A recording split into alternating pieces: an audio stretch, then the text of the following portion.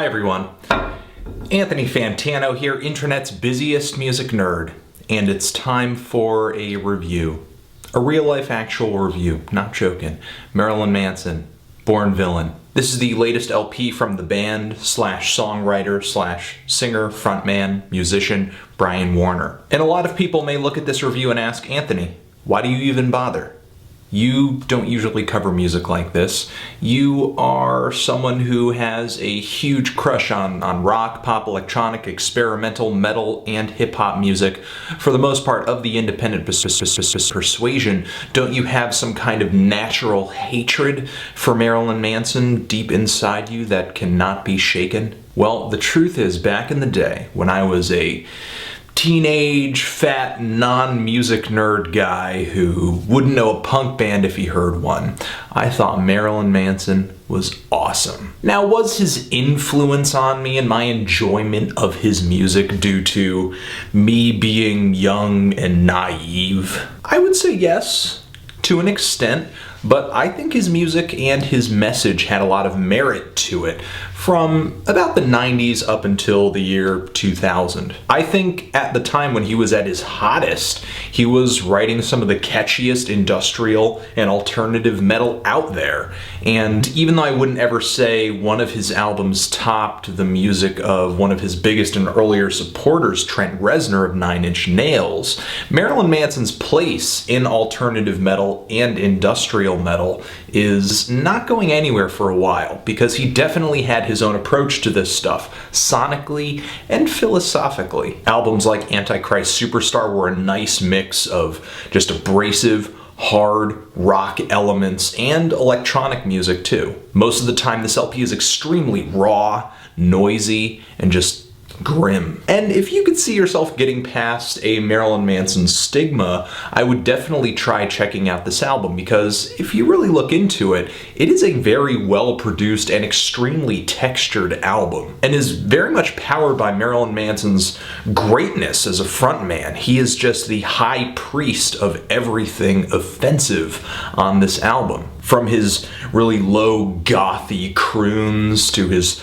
throat-shredding screams, he's just a great singer on this LP. Though the darkness on this album is kind of melodramatic, and it always has been with Marilyn Manson, the production and the songwriting makes up for it in a big way for me. Now, the only thing that I think could potentially overshadow Marilyn Manson's music into the future, if it hasn't already, is his image, his message. Because Antichrist Superstar was not just an album, it wasn't just music, it was a slap in the face of religion, of censorship, of conformity. You could boil it down to shock rock, but Marilyn Manson definitely had contemporaries that were trying to push buttons as well, like Mudvayne and Slipknot, Rob Zombie too, but Marilyn Manson definitely proved to have stronger tunes on his side thanks to the collective writing abilities of him and his band. And you could argue that there are plenty of artists out there who push the boundaries further than he did, whether it be just visually and aesthetically, or just philosophically or politically. I would say a guy like G.G. Allin definitely went a lot further than Marilyn Manson did in terms of lyrical content and stage antics too. But Marilyn Manson understood that there is a balance here. If you're going to affect a widespread audience, there's only so far you can go before you just start alienating people. He just found this pocket where he was able to throw atheism and war and violence and sexuality and drugs into the public consciousness with this weird, white-faced, lanky, lipstick-wearing image, but was still appealing and catchy enough from a musical perspective to appeal to an audience large enough to just keep his message into the mainstream. Now, Antichrist Superstar, which gained, I think, the most attention out of all of his albums, was easily the freak show in his discography. His next LP, Mechanical Animals, was somewhat of a retreat. Still pushed buttons, but was much more of an introspective look. Themes of conformity, fame, drug addiction. Sonically, the album had more synths, was more palatable, catchier, a lot less noisy, and some people would even call it his glam rock album. It was an interesting transformation, and to me, after this album comes my favorite in Manson's discography, Hollywood. On this album, Manson goes back toward shoving all of these taboos in everyone's faces, but with a bit more refinement. Definitely not as harsh as Antichrist Superstar, but in a lot of ways just as grim, and dealing in death, fame, and again, religion. But once we just cracked the barrier of the new millennium, I fell out of favor with Marilyn Manson personally, for a lot of reasons. First off, Marilyn Manson's next album, The Golden Age of Grotesque, was so repetitive and filled with so many bad and just fluffy, pointless hooks that even his most hardcore fans had to recognize there's a bit of a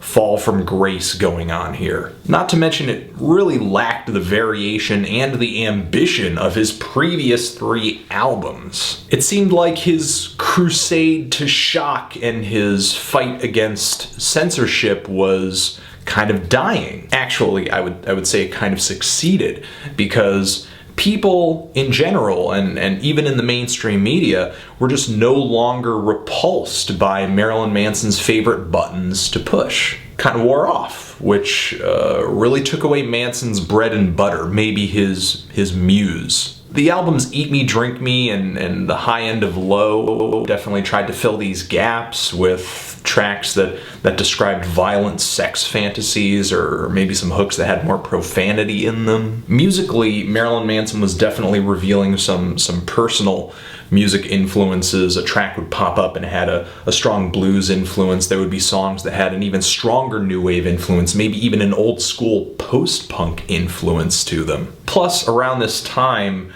I had just gotten into punk music and had decided that there was just nothing else in the world worth listening to instead. And I don't think that it's any coincidence that Marilyn Manson's fall in popularity correlates directly with most of his core audience graduating from high school and going on to college. But Born Villain, Marilyn Manson's new record, and his first since being let out of his contractual obligations with longtime label partner Interscope Records, is not really sitting all that well with me. And the biggest and most obvious reason right off the bat is that with Interscope Records leaving, so did Marilyn Manson's production budget. It's not an unlistenable album, but Marilyn Manson has not been sounding this raw since Portrait of an American Family. He continues on this LP to kind of show his love for very early goth rock and post-punk. It most definitely shows up on the track The Gardener, which has this dance beat, this groovin' bass line as well. Some shots of guitar noise, and Marilyn Manson doing this very kind of cocky spoken word piece. I actually think it's pretty great, and the song Murderers Are Getting Every Day has a very harsh Ministry style industrial metal quality to it that is just very abrasive. However, there are moments where this stripped back recording quality does not do this album any favors whatsoever. Like on the song Pistol Whipped, you hear fingers sloppily rubbing against the guitar strings as they kind of go up and down for riffs. And the song No Reflection, I'm surprised it's a single off of this album, because it is just so badly edited and produced. It just feels like a really nasty demo. And there's not much subtlety or detail or variety on this album outside of a few slower ballads toward the end that may feature keyboard or acoustic guitar. I mean, Marilyn Manson has really reverted back to a simple structure of just drums, vocals, and guitars. And that would be fine if I felt these tracks, for the most part, had that energy and had that drive of early Marilyn Manson, but it doesn't. So it just ends up making these very simply built songs that last 4 to 5 minutes each drag on, especially the song Slow Motion. Manson's usual melodrama and his trademark croons are on here, but I'm just in no mood to deal with it with all this weakened production and undercooked songwriting. There are moments on here where I think a track will emulate his older style and it will feel pretty good, like Hey Cruel World. badass riffs and Manson doing this insane vibrato on his vocal. And that is one of the things that I would say actually advances and becomes interesting on this album, Manson's voice. He's still a great screamer and still a great crooner, but he's also experimenting with doing some shrieking, doing some whispered vocals, singing in different registers, more vibrato, spoken word, like I said too. He's still got personality, but this record just does not feel all that pleasing. I like some of the post-punk vibes coming off this album, but it feels like the further we get away from the 90s and the further we get away from Manson's relevancy as a crusader against censorship, just the more off the mark his music kind of feels. I think eventually, like Arthur Brown or like Alice Cooper, Marilyn Manson will go down in history as one of the greatest shock rockers to ever dominate a decade. But still, if he keeps putting out albums like this, I think what I mentioned earlier will most definitely happen, and his image will just drown out his musical contributions. Kind of feeling a strong 3 to a light 4 on this album, but what did you guys think of it? If in fact you listened to it, it was Anthony Fantano, Marilyn Manson, Born Villain, Forever.